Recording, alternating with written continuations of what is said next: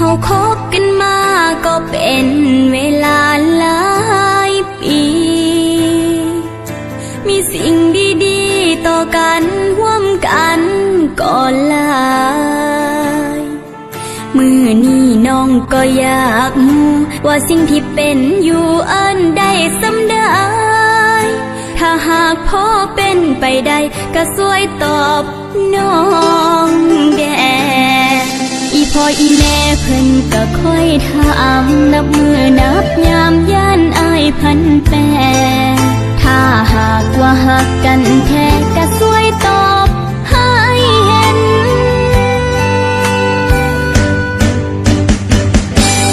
จันบ่ชัดเจนเป็นผู้ใดก็เจ็บคำว่าแฟนเก็บบ่มีไผเด้สิอยากเป็นถ้าหากว่าหักกันแท้ช่วยตอบน้องแด่กับสิ่งที่เฮาเป็นเฮ็ดให้ไทยบ้านเพิ่นเห็นว่าเฮาเป็นแฟนกันคันสิคบต่อ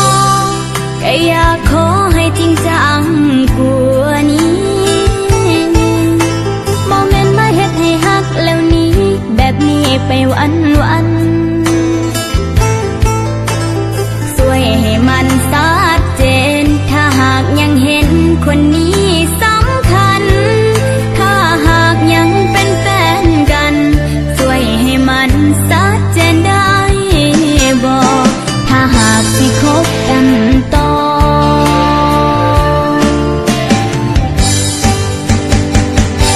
ก็อยากสิขอให้ชัดเจนกว่านี้